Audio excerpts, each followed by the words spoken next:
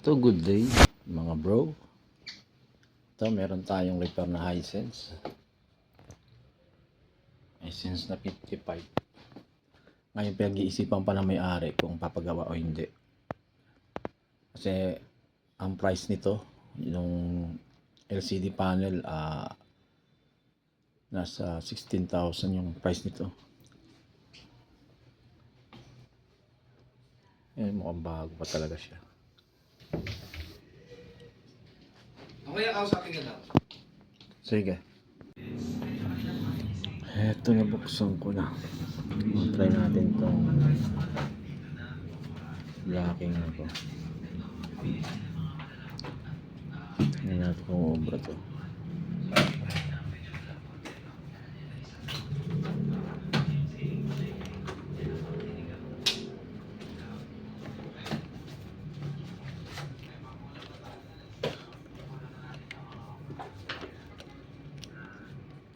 Ayun.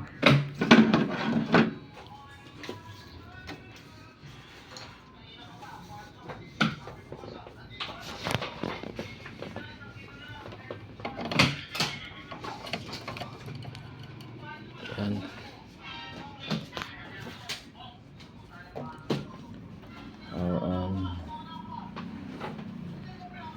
Tignan natin kung may display.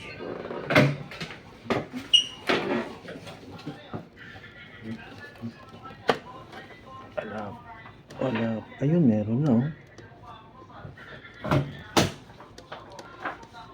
Meron na siyang display. Kaya lang hirap iangat. Bigat?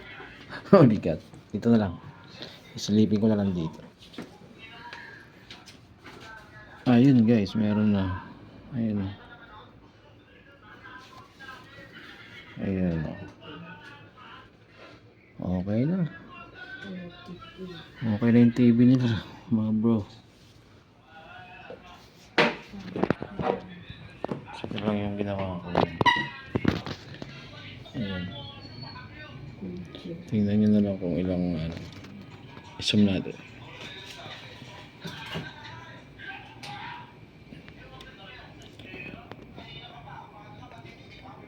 Bali yung sa unang pin, naglaktaw ako ng nahigap ako ng mga 4 na pin, and then yan, ito tingin ko mga 8 pin itong na-block natin. Okay na, tatakpan ko lang kabila o normal. Ayan na, bida. Okay. Ito lang yung niya, yung kaya siguro siya nagkaroon ng Ito pa, meron tatlo. Oh, yun.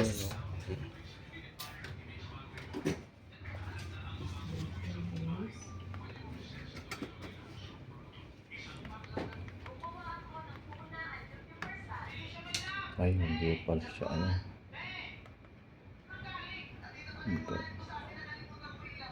Hindi pa siya sa YouTube. Meron na yun eh. Meron na yan? Agree ka lang. Confirm. Agree, ayun. Ayun, meron na. Yan, account ko pa yan. Yan? Ang account ko yan. Ayun, pasok mo sir. Ayun, oh. So, importante, ang mahalaga. Okay na. Ayun. Yun lang yung problema yun. Kaya siguro siya dahil dito sa lines na yan. Ito, may 3 lines pa dito. Hindi na maalis yan eh. Oo. Tingin ko okay na yung ganyan. Okay na, at least hindi na maano si Kap. Oo. Hindi na malulungkot. May TV na siya. Subukan mo muna ng konti. Hindi doon na pag nakakatayo na padali. Ito lang yung guwit niya. Ano yung nagiging cause? Ba't nagkakaroon ng ganito kahit nakasabit lang? Sir? Minsan sa kalawang. Narito po tayo ngayon sa Laguna. Pag kinalawang kasi yung ano, may mga IC yan, kada yung scope niya rito, may IC yun eh.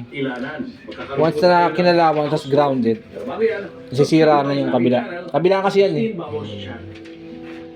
Pag na-defect na yung isa, nadadamay na yung kabila. Okay na. Okay na. Yung mga sakit. Grabe ang presko ito sa kanila, guys. Ang ganda ng lugar nila oh. Nasa probinsya. Wala sa ibang bansa. Mukhang resort. Okay. Hindi na nagloko.